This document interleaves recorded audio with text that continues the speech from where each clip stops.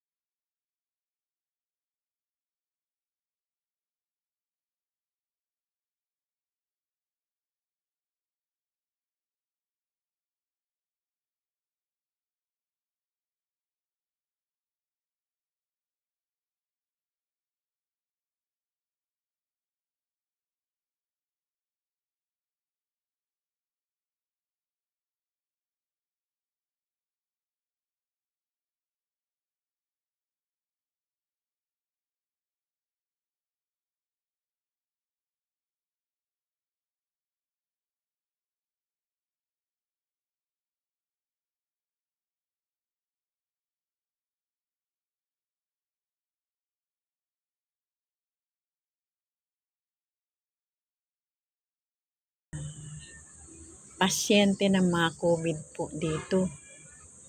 Kaya mayat maya yung aming kapitana nagpipedging sa mga lumalabas. Kailangan may ID ka pa ng quarantine bago ka makalabas. Ako naman meron. Kaya at ako'y susulong din. Kailangan magbayad tayo ng kontribusyon.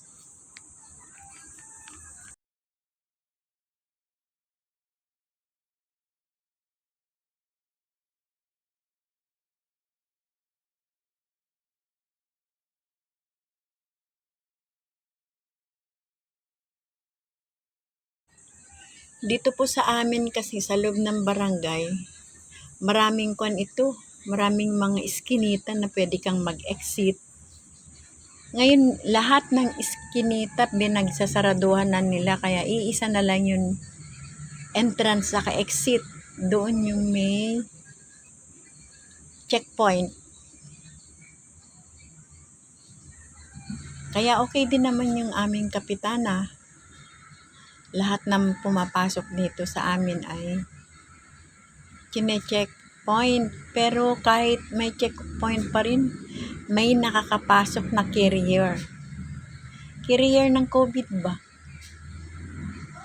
Kaya ayan, todo strict ngayon ang aming barangay.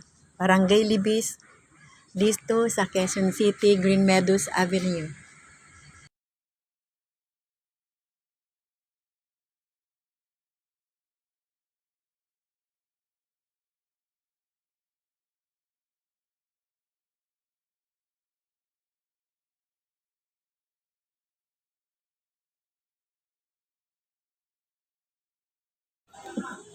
Alam nyo ba na ang ginawa ko is round trip?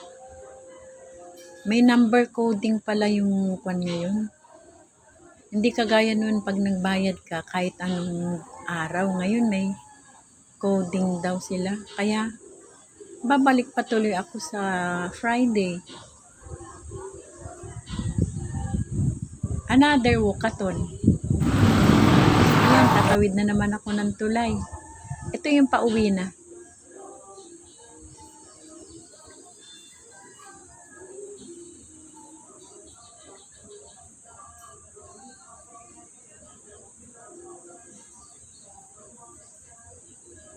Ang init. Nandito na ako sa sa may aming barangay na sa ilalim ng tulay. Ayan yung barangay namin.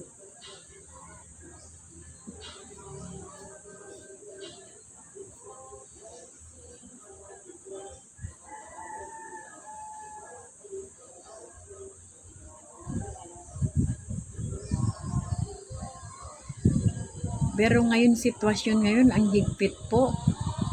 Gawa nung mas dumami ang mga COVID carrier. Kaya yung sa amin, iisa lang yung entrance sa ka-exit.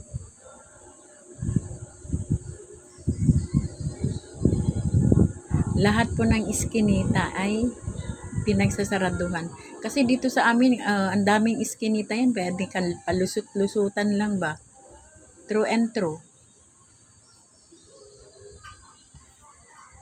Kaya madaling kwan dito sa amin eh.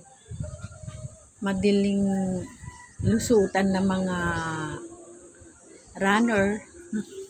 Alam mo yung mga runner dyan. Pero salamat naman ngayon at medyo nabawasan na yung mga kwan dito sa amin. Mga drugs. Kasi gawa nga istrikto ng aming kapitana. Tsaka inaalagaan na ng barangay ang mga drugs dependents, drug user. Kasi nagsipagsuko naman sila eh. Kaya dito sa aming barangay safety na. Drugs free na nga eh.